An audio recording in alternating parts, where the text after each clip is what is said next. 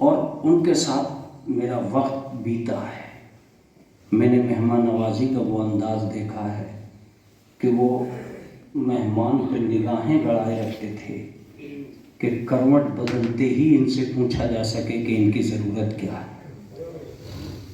ایک ایسا انسان جس کے قریب چل کر لوگ جاتے، وہ لوگوں تک چل کر جاتا تھا۔ اس پورے مظفر نگر میں وہ اپنی پروفائل کی طرح کسی بھی طریقے سے کمزور نہیں تھا، مگر یہاں کے پورے علاقے میں کسی بھی قوم کا آدمی ان کے اوپر ملنے سے کبھی گریز نہیں کرتا تھا، اور وہ جانتا تھا کہ وہ اگر ہم پہنچیں گے تو ضرور ملیں گے۔ ملنساری کا یہ رواج لوگوں نے ان کی میت میں دیکھا کہ جب ہر قوم کا آدمی میت میں شریک ہونے کے لیے دوڑ رہا تھا۔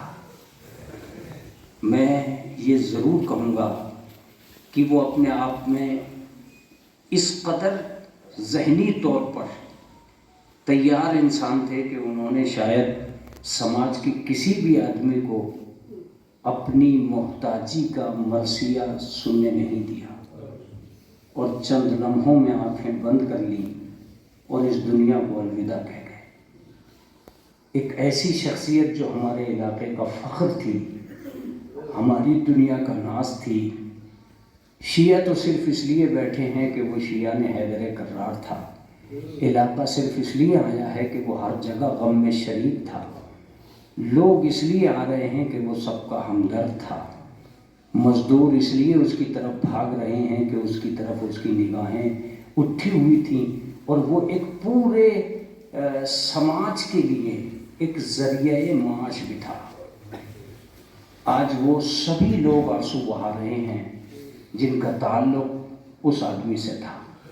تڑپتے ہوئے لوگوں کو چھوڑ جانا، یادوں کی دنیا آباد کر جانا، لوگوں کے دلوں میں گھر بنا جانا، یہ کوئی معمولی مرحلہ نہیں ہوتا ہے، ایک زمانہ لگتا ہے انسان کو انسانیت کے آنگن میں اترنے کے لیے۔ میں اس وقت چھوٹی سی گفتگو میں جس آیہ کریمہ کے تحت گفتگو کروں گا، وہ آیت اس موضوع سے متعلق بھی ہے، اور اس میں ایک واضح طور پر ایک علامت پائی جاتی ہے جس کو میں کلیئر کر کے آپ کے سامنے سے پرسا اور تعزیت کے الفاظ کے ساتھ رخصت ہو جاؤں گا۔ ارشاد ہوتا ہے کہ بابرکت ہے وہ ذات جس کے ہاتھوں میں ملک پایا جاتا ہے، اور خالی وہ مالک ہی نہیں ہے، اس ملک پر قادر بھی ہے، قدرت بھی رکھتا ہے۔ وہ وہی پروردگار ہے جس نے موت کو پیدا کیا اور حیات کو پیدا کیا۔ کیوں؟ تاکہ یہ آزمایا جا سکے کہ تم میں سے بہترین عمل کرنے والا کون ہے۔ ایک صلوات پڑھ دے محمد والے۔ کون ہے؟ حضرات، یہ اس دنیا کی ایک عین حقیقت ہے جو میرے سامنے بیٹھے ہیں۔ میں ان سے گزارش کرنا چاہتا ہوں کہ یہ دنیا کی ایک عین حقیقت ہے کہ ہم چاہے کتنے ہی لمبے چوڑے کیوں نہ ہو جائیں، کتنے ہی وسیع کیوں نہ ہو جائیں، ہمیں یہ دو موضوع کبھی اپنے آپ سے باہر نہیں جانے دیں گے۔ ایک کا نام ہے موت اور دوسرے کا نام ہے زندگی۔ ایک کا نام ہے زندگی اور دوسرے موضوع کا نام ہے موت۔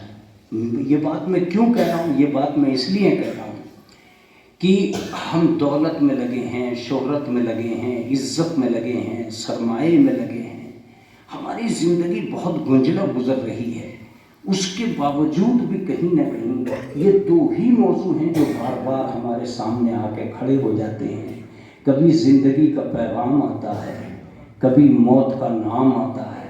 میں اس کو یہ کہہ سکتا ہوں کہ ایک ہی میز پہ دو انویٹیشن رکھے ہوئے ہیں، ایک 40ویں کا ہے اور ایک شادی کا ہے۔ شادی کا کارڈ زندگی کا اعلان کر رہا ہے، 40ویں کا پررقہ موت کا اعلان کر رہا ہے۔ اس کا مطلب یہ ہے کہ آپ سب کچھ کر لیں، کچھ بھی کر لیں، لیکن ان دو چیزوں سے باہر نہیں جا سکتے۔ آپ کسی کی شادی میں شریک ہونے جا رہے ہیں، کسی کے 40ویں میں بھی شریک ہونے جا رہے ہیں.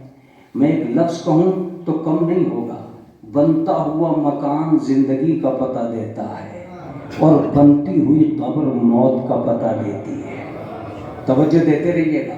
بڑھتی ہوئی آبادی زندگی کا پتہ دیتی ہے، لیکن بنتی ہوئی قبریں موت کا پتہ دیتی ہیں. کلکاریاں مارتا ہوا بچہ جب آغوش میں آتا ہے تو زندگی مسکراتی ہے، لیکن جب آہیں بھر کے جنازہ کاندھے پہ آتا ہے تو موت مسکراتی ہے. اب وہ لفظ ہے جو مجلس کو مجلس بنا سکتا ہے اگر یہ آپ تک پہنچ گیا. جب اذان و اقامت ہو بغیر نماز کے تو سمجھ لینا زندگی موجود ہے، اور جب نماز ہو بغیر اذان و اقامت کے تو سمجھنا موت موجود ہے. اس کا مطلب یہ ہے کہ سب چیزوں کے درمیان میں یہ دو چیزیں بہت کنفرم ہیں. ایک کا نام ہے زندگی اور ایک کا نام ہے موت. آپ سب کچھ بھلا سکتے ہیں مگر ان دونوں چیزوں کو فراموش نہیں کر سکتے. اب چونکہ میں مجلس بھی پڑھ سکتا ہوں، مجلس بھی پڑھوں گا اور پرسہ بھی دوں گا، اس لیے میں ایک ہی لفظ کہوں گا. بس فرق اتنا ہے کہ بہت سے لوگ زندہ ہیں اور یہ نہیں جانتے کہ زندگی کسے کہتے ہیں. مجلس تو اس لفظ میں ہو جانا چاہیے تھی. بہت سے لوگ زندہ ہیں اور یہ نہیں جانتے کہ زندگی کسے کہتے ہیں. بہت سے لوگ مریں گے اور انہیں یہ پتہ نہیں ہے کہ موت کسے کہتے ہیں. اور وہ اب سنیے، وہ کیا زندہ ہے جسے یہی پتہ نہ ہو کہ زندگی کیا ہے، اور وہ کیا مرے گا جسے یہی پتہ نہ ہو کہ موت کیا ہے. کہا مولانا یہ تو سب کو پتہ ہے کہ زندگی کسے کہتے ہیں اور زندگی کیا ہے. میں کہتا ہوں کہ یہی تو فرق آ گیا ہے ہم میں اور قرآن میں. ہم جسے زندگی سمجھ رہے ہیں قرآن اسے زندگی ماننے کو تیار نہیں ہے. ہم جسے موت سمجھ رہے ہیں قرآن اسے موت سمجھنے کو تیار نہیں ہے. ایک لفظ سنیے کہ سماج میں مشہور زندگی اور ہے، قرآن میں مشہور زندگی اور ہے. خدا آپ کو سلامت رکھے.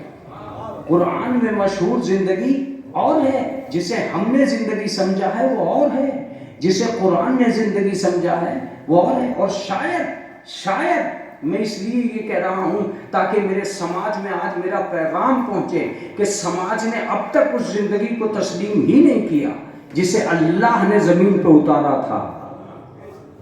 سماج نہ جانے کس کس چیز کو زندگی سمجھتا رہا. اب ذرا معاف کر دیجیے گا، میں کسی کے لیے پرسنل نہیں پڑھتا ہوں، اس لیے مجھے یہ لفظیں کہنی پڑ رہی ہیں. جب میں نے سماج سے پوچھا کہ تم بتاؤ زندگی کسے کہتے ہیں، تو انہوں نے کہا کھانا پینا، اچھلنا کودنا، اکڑنا، چلنا پھرنا، مکان بنانا، خاندان بنانا، سرمایہ جمع کرنا، اس کا نام زندگی ہے. میں نے قرآن سے پوچھا تمہیں قبول ہے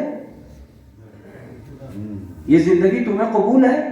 تو قرآن نے کہا چلو میں تمہیں کچھ ایسے مردے دکھلاتا ہوں جو سارے یہی کام کر رہے تھے. پتہ نہیں میری بات پہنچ بھی پا رہی ہے کہ نہیں پہنچ پا رہی ہے. میں نے کہا وہ کہاں رہتے ہیں؟ کہا چلو میرے ساتھ. کچھ لوگ رسول اللہ کے پاس آئے جنگ احد کے بعد، 3 دن سے بھاگ رہے تھے. 3 دن سے بھاگنے کے بعد رسول اللہ کے پاس آئے اور آنے کے بعد میں کہنے لگے کہ یا رسول اللہ معاف کر دیجیے گا، ہم ذرا چلے گئے تھے، جان بچا کر چلے گئے تھے. تو قرآن مجید کی ایک آیت آتی ہے اور یہ آیت اگر نہیں پہنچی تو مجلس مصائب پہ آ جائے گی. اس آیت کو پہنچنا چاہیے. قرآن مجید کی آیت آئی انک لا تسمع الموتى، میرے حبیب تم مردوں کی بات نہ سننا. میں ساری مجلس اسی جملے میں پڑھوں گا، میرے حبیب تم مردوں کی بات نہ سننا. آپ نے توجہ ہی نہیں دی. یہ تنے کھڑے تھے اور قرآن مردہ کہہ رہا تھا. یہ کپڑے پہنے ہوئے تھے اور قرآن مردہ کہہ رہا تھا. یہ بول رہے تھے اور قرآن مردہ کہہ رہا تھا. یہ کھا پی رہے تھے اور قرآن مردہ کہہ رہا تھا. قمر سلطان گھبراؤ مت، کہو ضرور، کہنا چاہیے. اس کا مطلب یہ ہے کہ مردے صرف قبرستان میں نہیں رہتے. مجلس ہو چکی ہے. اس کا مطلب یہ ہے کہ مردے صرف قبرستان میں نہیں رہتے، ہو سکتا ہے اپنے اپنے مکان میں ہوں. پہنچاؤ، ضروری ہے اس کا پہنچانا. ہو سکتا ہے کہ اپنے اپنے مکان میں ہوں.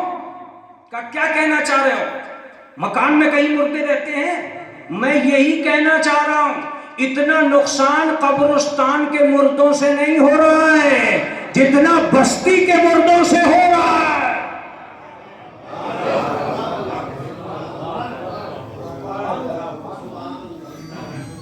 اتنا نقصان ان مردوں سے نہیں ہو رہا ہے جو قبرستان چلے گئے، ان مردوں سے زیادہ ہو رہا ہے کہ جو اپنے اپنے مکان میں ہیں اور زندگی کے معنی نہیں جانتے اور صرف خود کو جینا سمجھ رہے ہیں اور زندگی سمجھ رہے ہیں.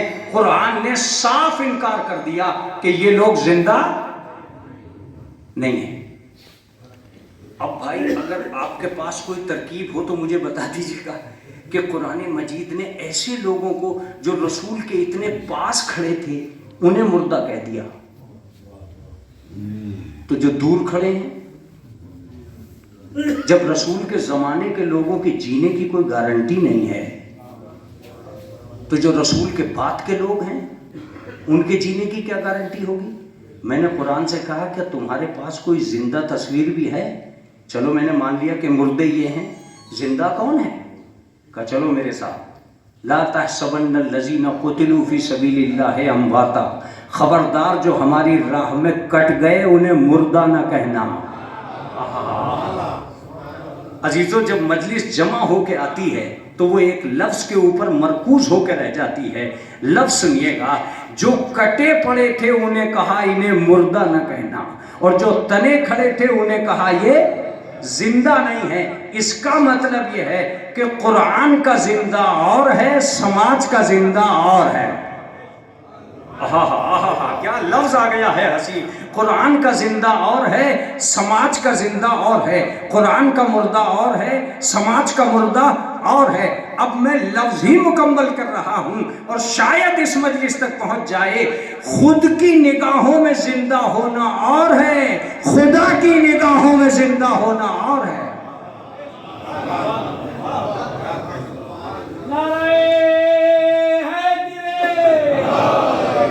خود کی نگاہوں میں زندہ ہونا اور ہے، خدا کی نگاہوں میں زندہ ہونا اور ہے.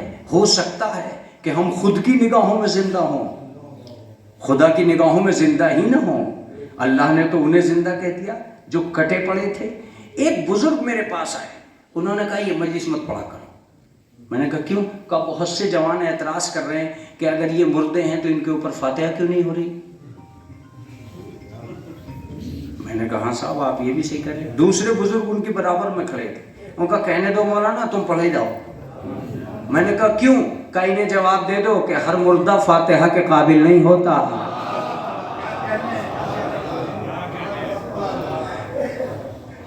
ہر مردہ فاتحہ کے قابل نہیں ہوتا. میں نے کہا اتنا بڑا مسئلہ ہے، اتنا بڑا مسئلہ ہے. اس کا مطلب یہ ہے کہ زندگی اور موت کا جو فلسفہ ساری دنیا نے بنایا ہے وہ اور ہے، قرآن مجید نے جو بتایا ہے وہ اور ہے. ایک باریک لفظ لے کے آ رہا ہوں، اگر آپ تک پہنچا سکا پھر اس کے بعد اپنی منزل کو قریب کر لوں گا. باریک لفظ لے کے آ رہا ہوں. میں نے پوچھا یہ کیوں زندہ ہیں اور کیوں مردہ ہیں؟ قرآن نے کہا تمہاری سمجھ میں نہیں آیا. ہم نے یہ کہا کہ جو ہماری راہ میں کٹ گئے وہ زندہ ہیں. دوسرا لفظ ہی مکمل کر دیتا ہوں میں تو لفظ ہی میں، جو ہماری راہ میں کٹ گئے وہ زندہ ہیں. اس کا مطلب جو ہماری راہ سے ہٹ گئے وہ مردہ ہیں. ایک صلوات پڑھ دے محمد و آل محمد.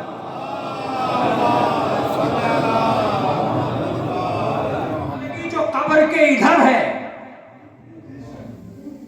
اور ایک زندگی جو قبر کے ادھر ہے. زندہ یہاں بھی ہے.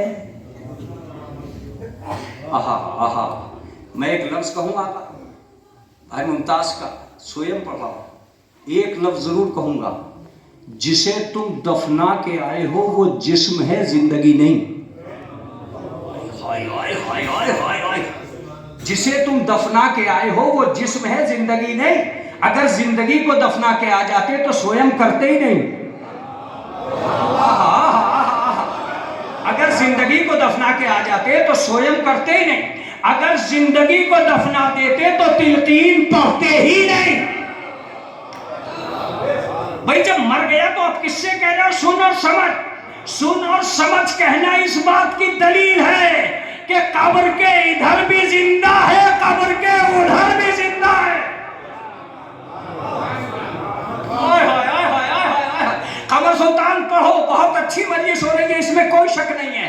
موت کے اوپر اتنی اچھی مجلس ہو جانا سویم میں اپنے آپ میں ایک حقیقت رکھتا ہے۔ زندہ دونوں ہیں، یہاں بھی سوال ہے وہاں بھی سوال، یہاں بھی جواب ہے وہاں بھی جواب۔ یہاں ہم پوچھتے ہیں تو کیسا ہے، وہاں فرشتے پوچھ رہے ہیں تو کیسا ہے۔ ارے اب اس سے زیادہ کھول کے بیان کروں؟ یہاں ہم پوچھ رہے ہیں تو کیسا ہے، وہاں فرشتے پوچھ رہے ہیں تو کیسا ہے۔ یہاں عالم فنا ہے وہاں عالم بقا ہے، کیا فرق ہو گیا؟ یہاں عالم فنا ہے وہاں عالم بقا ہے، یہاں بھی رشتہ داروں سے ملاقات ہے وہاں بھی رشتہ داروں کی روحوں سے ملاقات ہے، یہاں بھی بچوں پہ بھروسہ ہے وہاں بھی بچوں پہ بھروسہ ہے، یہاں بھی خاندان کا سہارا ہے وہاں بھی خاندان کا سہارا ہے۔ فرق اتنا ہے کہ یہ زندگی مال کے بل پہ چلتی ہے، وہ زندگی اعمال کے بل پہ چلتی ہے۔ اب میرے جملے سننا، یہ زندگی مال کے بل پہ چلتی ہے، وہ زندگی اعمال کے بل پہ چلتی ہے۔ یہ زندگی بازار سے چلتی ہے، وہ زندگی کردار سے چلتی ہے۔ آخری جملہ سنو، اس زندگی میں صورت زندہ ہے، اس زندگی میں سیرت زندہ ہے۔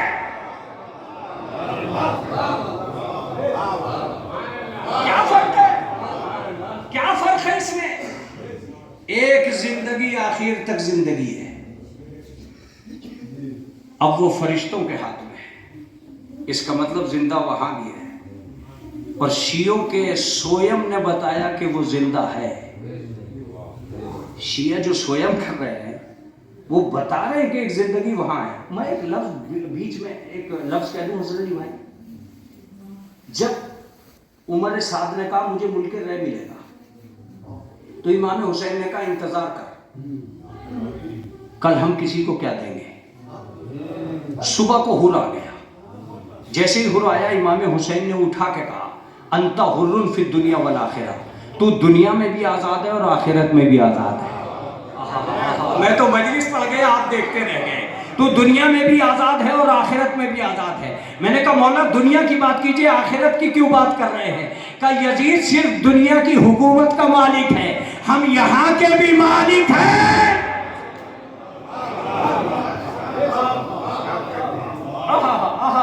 نہیں نہیں نہیں، میں تو ایک لفظ کہوں گا ضرور، میں تو ایک لفظ کہوں گا ضرور۔ جو امت والے کا بیٹا تھا اس نے مال دیا ہے، جو جنت والے کا بیٹا تھا تو جس کے پاس جو ہوتا ہے وہ دیتا ہے۔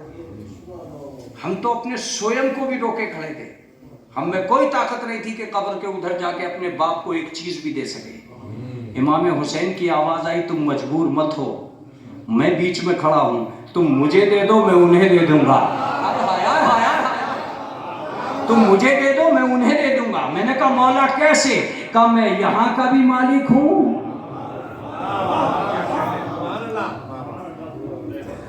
وہاں کا بھی مالک۔ تو عزیزوں میں یہ آپ سے کہہ رہا ہوں کہ زندگی صرف اور صرف ایک جگہ محدود نہیں ہے، زندگی سب جگہ ہے۔ اب یہ دیکھنا کہ زندہ کون ہے کون نہیں ہے یہ بہت لازمی ہے۔ میں چند لفظیں آخر میں کہتا ہوں سویم کے کہ کبھی بھی خود میں لگنے کا نام زندگی نہیں ہے، دوسروں میں الجھنے کا نام زندگی ہے۔ جو خود کو جلا لے اسے زندہ نہیں کہتے، جو سماج کو زندہ رہنے کا سبق دے دے، جو سماج کو زندہ رہنے کا سبق دے دے اسے زندگی کہتے ہیں۔ طاقت کسی اٹھتے ہوئے کو گرانے کا نام نہیں ہے، کسی گرتے ہوئے کو اٹھانے کا نام ہے۔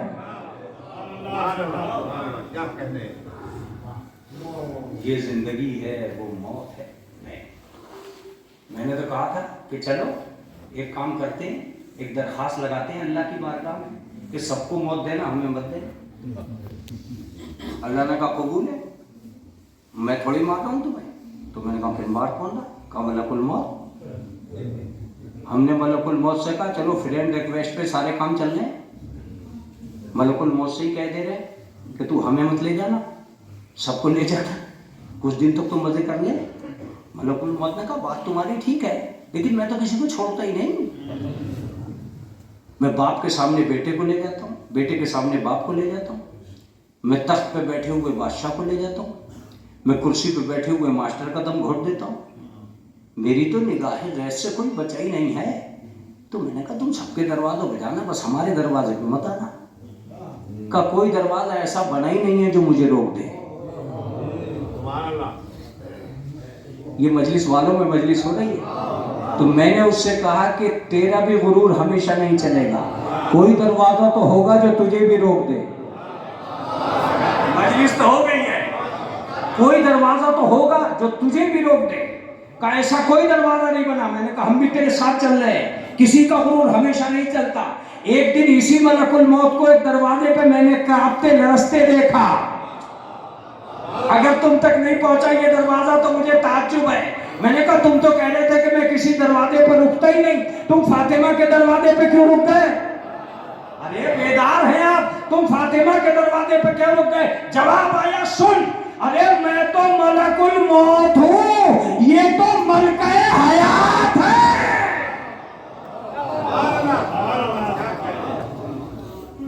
اس کے دروازے پہ نہیں رکوں گا تو کس کے دروازے پہ رکوں گا؟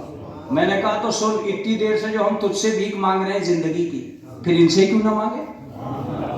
ارے سب سے اچھا جملہ تو یہی تھا، ان سے کیوں نہ مانگے؟ اندر سے آواز آئی کون ہے؟ میں نے کہا زندگی کا ایک بھکاری ہے. کہا سن، یہ کیا زندگی دے گا؟ زندگی ہم دیں گے. تو میں نے کہا بی بی عطا کر دیجئے. کہا من ماتا علی حب آل محمد ماتا شہیدہ. محبت تک آنا تیرا کام ہے، زندہ بنانا میرا کام. دولت اپنی جگہ ہے، محبت آل محمد اپنی جگہ. سرمایہ اپنی جگہ ہے، محبت آل محمد اپنی جگہ. خاندان اپنی جگہ ہے، محبت آل محمد اپنی جگہ. میں تم سے کہہ رہا ہوں دنیا میں اب تک محبت آل محمد سے زیادہ قیمتی کوئی چیز بنی ہی نہیں ہے. اس لیے کہ دنیا کا کوئی بھی آدمی ہو تمہیں انجیکشن لگا کے بخار تو اتار سکتا ہے، مگر مرے ہوئے کو زندہ نہیں کر سکتا. یہ آل محمد کا کمال ہے کہ ٹھوکر لگا کے شوہر نے مردہ زندہ کر دیا اور دعا کر کے جناب فاطمہ نے دلہن کو زندہ کر دیا. کیا جملہ آ گیا خدا کے قسم. دلہن کو زندہ کر دیا دعا مانگ کے. بی بی کیسے زندہ کر دیا؟ کہ ہم تک آ جا، جب چاہے جب زندگی دے دیں گے. تو قبر میں بھی کام آنے والا کوئی نہیں ہے. اب رہ گئی کام مولانا، بہت دیر مجلس پڑھ لی. میں تم سے ایک بات اور کہوں گا، کبھی بھی آل محمد سے پوچھ لینا کہ کیا ملا ان مجلسوں سے، تب تمہیں آواز آئے گی. جو زمانے نے دیا اسے بھی گنو اور جو ہم نے دیا اسے بھی گنو. آفس نے تنخواہ دی ہے، آفس میں بیٹھتے تھے، آفس نے تنخواہ دی ہے، ٹھیک ہے بیٹھے رہو، کوئی پرابلم نہیں ہے. لیکن یہ سوچ لینا کہ انہوں نے تنخواہ دے کے تمہیں کیا دیا اور ہم نے مجلس سے تمہیں کیا دیا. انہوں نے یہاں کا فائدہ دیا، ہم نے وہاں کا فائدہ دیا. اس میں تو بولنا چاہیے تھا آپ کو. انہوں نے یہاں کا فائدہ دیا، ہم نے وہاں کا فائدہ دیا. دیکھیں جملے سن لیجیے گا. زمانے میں مشکلیں دی ہیں، ہم نے مشکل کشا دیے ہیں. زمانے نے مشکلیں دی ہیں، ہم نے مشکل کشا دیے ہیں. زمانے نے حاجتیں دی ہیں، ہم نے حاجت روا دیے ہیں. زمانے نے انتظام دیے ہیں، ہم نے ایمان دیے ہیں. یاد کر تجھے کیا ملا. جتنی چیزیں تجھے اس دنیا میں دی ہیں سب چلتا رہے، آخر میں سب کو پیچھے چھوڑ کے جائے گا، سب کو پیچھے چھوڑ کے جائے گا. دولت صرف کفن دے کے پیچھے چلی جائے گی، بریانی کھانے والے کانٹا دے کے پیچھے چلے جائیں گے، بانٹنے والی اولاد قبر میں رکھ کے پیچھے چلی جائے گی. زمانہ قبر کے باہر سے جا رہا ہوگا، علی قبر کے اندر آ رہے ہوں گے. میں نے کہا مولا تم کیوں آ رہے ہو؟ کہ تجھے پتا تو چلے کہ آفس کہاں تک ہے، مجلس کہاں تک ہے. کائنات کہاں تک ہے مولائے کائنات کہاں تک ہے، زمانہ کہاں تک ہے امام زمانہ کہاں تک ہے، مرنے کے بعد جہاں کوئی آس نہیں ہوتی وہاں کوئی کام نہیں آئے گا، وہاں میرا امام کا اس تنہائی میں کسے پکاروں گا، کسی میں ہمت ہی نہیں ہے جو قبر کے اندر اتر کے میری مشکلوں کو آسان کر سکے۔ اس وقت ایک آواز آئے گی، گھبرانا نہیں، ہم تیری مصیبت سے پہلے تیرے سرانے پہ آئے۔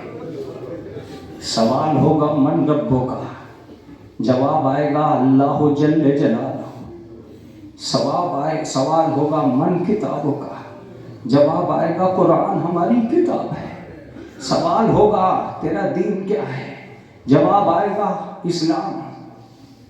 تیرا نبی کون ہے، جواب آئے گا محمد مصطفیٰ۔ پھر سوال ہوگا تیرا امام کون ہے۔ امام کا نام آتے ہی ایک عزادار اٹھنے کی کوشش کرے گا، مولا علی فرشتوں سے کہیں گے ذرا سمجھ کے سوال کرو۔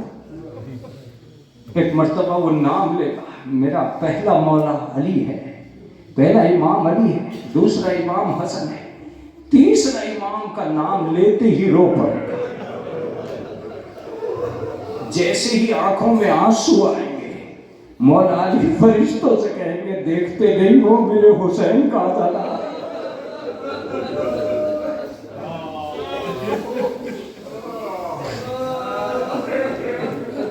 میں اس وقت کے اس سوئم کی ترجمانی کرتے ہوئے بھائی ارم سے کہوں گا، اعظم سے کہوں گا، تڑپتی ہوئی ان اولادوں سے کہوں گا کہ تم صرف ایک ہی بات پہ نظر رکھنا کہ تمہارے باپ کے مرنے کی خبر سنتے ہی کتنا بڑا مجمع آیا، لیکن سید سجاد خیمے کے باہر کھڑے، سید سجاد خیمے کے باہر کھڑے اور بار بار پھوپھی اماں کی طرف سے دیکھ کے کہتے تھے پھوپھی اماں کیا ہمارے بابا کا کوئی چاہنے والا نہیں؟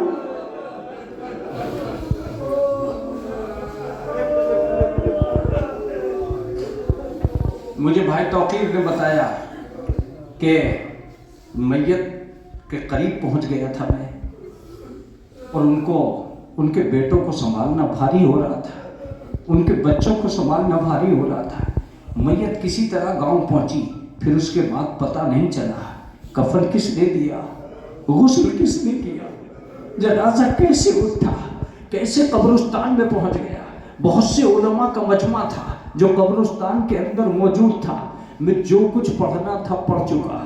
تم نے اپنے باپ کا جنازہ بڑی دھوم سے اٹھایا ہے۔ اب میں تمہیں ایک روایت سناتا ہوں کہ جناب سید سجاد کو جناب امام حسین کی میت کے پاس سے گزارا گیا۔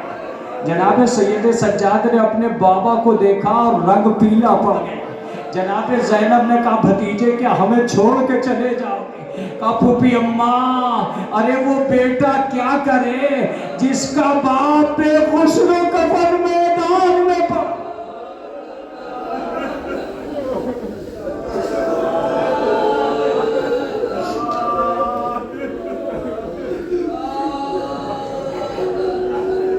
جس کا باپ بے غسل و کفن میدان میں پڑا۔ اللہ اللہ عزیزوں، جب بھی سوئم ہو، میں آج یہ لفظ کہہ کہ اگر ممبر سے اتر جاؤں تو تم روتے ہوئے گھروں تک جاؤ گے۔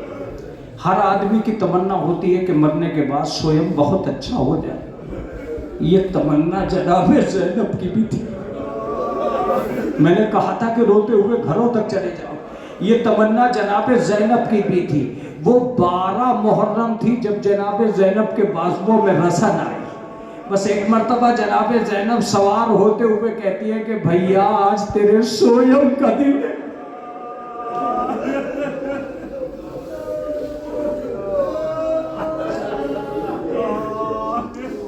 اجرکم اللہ، خدا آپ کو کسی غم میں نہ رونا ہے سوائے غم آل محمد کے۔ ایک عزادار، ایک محب حسین کی مجلس ہے، جمعے کا دن ہے۔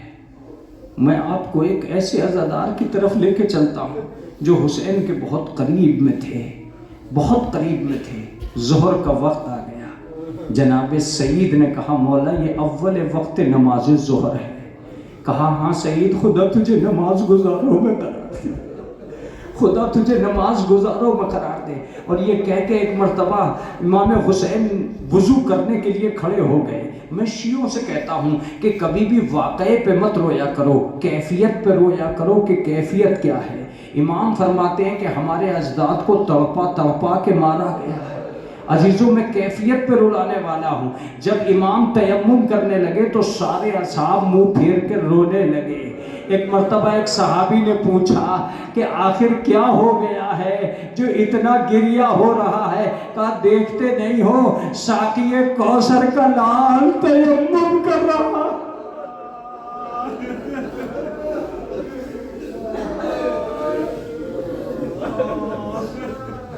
ساقی کوثر کا لال تیمم کر رہا ہے.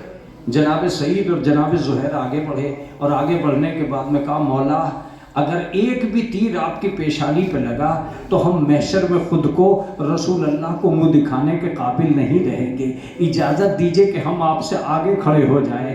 جناب سعید اور جناب زہیر دونوں آگے کھڑے ہو گئے. جب تیر برسنے لگے 4000 تیر تھے جو برس رہے تھے. جب تیر برسنے لگے تو جناب زہیر ان تیروں کا مقابلہ کرتے ہوئے لڑنے کے لیے تیر اندازوں کی طرف چلے گئے. اکیلے سعید رہ گئے. سعید نے دیکھا کہ چاروں طرف سے تیر آ رہے ہیں. اگر کوئی تیر حسین کی پیشانی پر لگ گیا تو میں کبھی بھی خود کو معاف نہیں کر پاؤں گا. لہٰذا ہاتھوں سے تیر روکے، پیروں سے تیر روکے، سینے سے تیر روکے، ماتھے سے تیر روکے. جب بدن تیروں سے چھلنی ہو گیا، خون زیادہ رسنے لگا تو ہاتھ نیچے کی طرف آنے لگے، دل کمزور پڑنے لگا. بس ایک مرتبہ ہاتھوں کو اٹھا کے دعا کی بار الہا اتنی زندگی دے دے کہ تیرے نبی کا نواسا نماز تمام کر لے. جیسے دعا قبول ہو گئی ادھر حسین نے کہا السلام علیکہ ورحمت اللہ، ادھر سعید نے گر کے کہا السلام علیکہ یا ابا عبداللہ.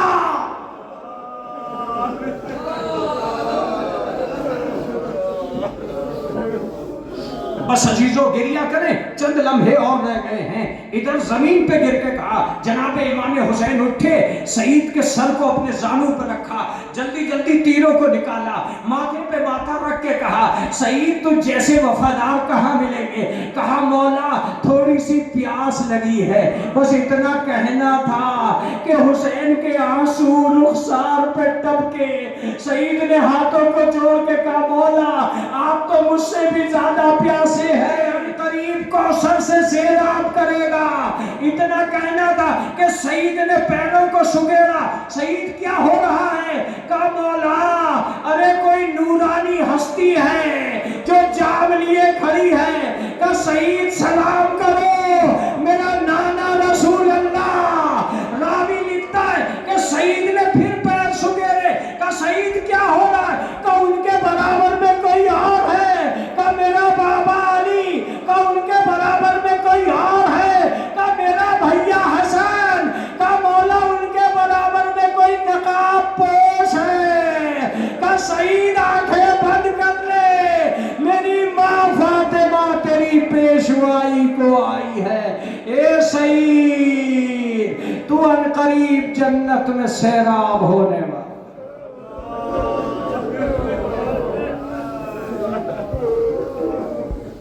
سيعلم الذين ظلموا أي منقلب ينقلبون إلى بحق الزهراء.